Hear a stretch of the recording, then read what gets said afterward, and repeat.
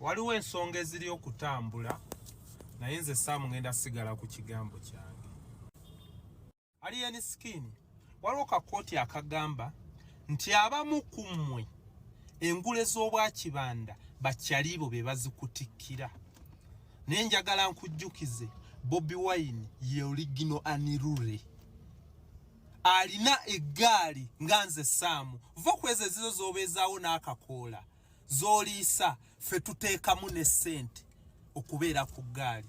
Era abakubanga kibanda n'ayogera bwogezi nti tutunuze eggaali awo mu kabira kaawo bira tosula. Kino kijje ku nze. Era leero gwe mulundi ogusoose okwogera kukubuulira amazima. Bira tosula.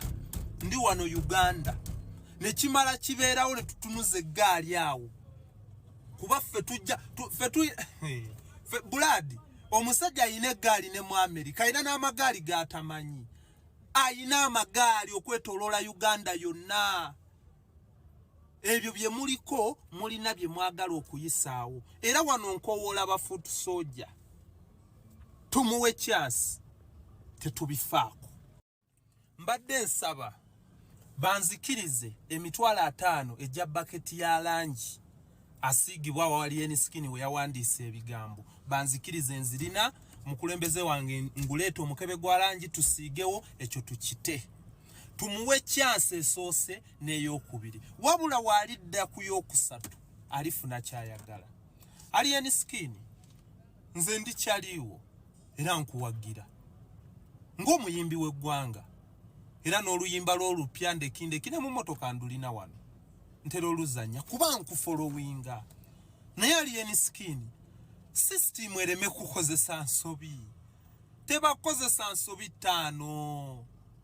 Bano abasajja bakulimba. Ffe tuli ba badman, tetuli ba badmaini. Tuli ba badman bro. Ffe tuli baana ba ghetto. System tekozesa nsobi.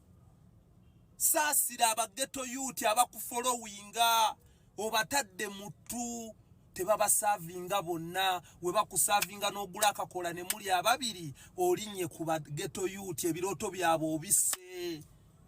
Buladi wange nze sikufollowinga nga munnabyabufuzi ng'omuyimbi w'eggwanga ghetto youth owakabi. Naye system ereme kukozesa nsobi. Oli gw'olumba akiikiridde miliyoni ne miliyoni. Uganda yonna miliyoni ne miliyoni z'abanna Uganda zirina mu Kyagulanyi essuubi. Yalina okukyusa eggwanga lyaffe. Nga ba ghetto youth abafangoni we bakulinamu essuubi. Nange kennyini nkwenyumirizaamu wakyusa music industry wa Uganda. Era nkunganze artist nkuwuliramu emirembe.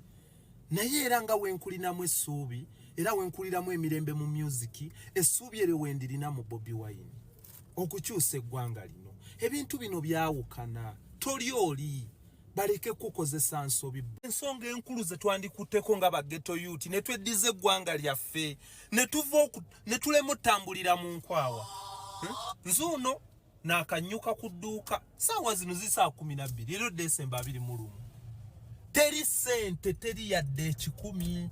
Abaana batundanga miliyoni 5 miliyoni mmeka baleeta infilisi. Abasuubuzi ne bateesa twekalakaase tukole ki ne babituulako. Obwavu bulinga obwavu. Abantu bazunga buzunzi mu bibuga temuli sente abasajja bazikukunulidde. Ebyo bafuutu soja mbadde mbasaba sofa saawa zino tubimma amazzi.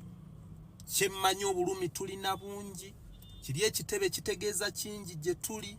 Kitegeeza kinene eri bannansi. Omuyimbi nga Alien Skin muyimbi mulungi wa ggwanga. Naye ensobi gye twakola kuddira muyimbi mugeregeranya na president ow'eggwanga. Mbadde mbasaba bafuutu soja tukimanyi tunoonya zirayiki kino tukite. Yes, oli ku Yugi Update TV kubadde osinzira okubanga otuwuliriza gwe mukwano gwange ali eyo ampuliriza. Yes, gwagala otwegattako nagambye dagenda wansi waliwo ekigambo subscribe kikonemu ojja kuba osobola okutwegattako gwe mukwano gwange bulungi nnyo ali eyo nayenna atuwuliriza. Kakati Sami the Might Family avuddeyo n'alabula Alien Skin tabanenya ku ki ekiyinza okuddirira era muwulidde yeeyamye n'okubanga agenda kola renovation awo we bayonoonye Alien Skin tukimanyi bulungi nnyo lwako regular yalumbye ekitebe kya National Unity Platform n'abaako byayonoona n'abaako birangi byasiize ku kisenge ky'ekibiina kya National Unity Platform. Kakati nze kyemmanyi ensonga eziwaga bano abaana tebannalaba bulabi, wabula kyensaba ba Foot Soldiers temubawa budde, musigale nga muli focused kubanga omulabe wammwe oba omulabe waffe tumumanyi. Bano just mpiki bagikozesa bukozesa mweso, naye ffenna tubeere focused ku ggoolo yaffe. Bano temubawa na budde, temubawa na chance ya kuboogerako. Ibanga banoonya comeback, si ffe balina okunoonyezaamu comeback, basobola okunoonyaako ewalala gye babanoonyeza comeback. Ng'omukwano gwange ali yampuliriza, bale kuwuliriza obadde muwuliriza mulungi nnyo. Kwagaliza weekend ennungi, gw'atanaakuba ng'osubscribinga kubiriza ogende mu maaso n'okuba ng'osubscribinga ku Yugi Updates TV obeere ng'oli updated buli kadde. Mbaagala nnyo, mweraba.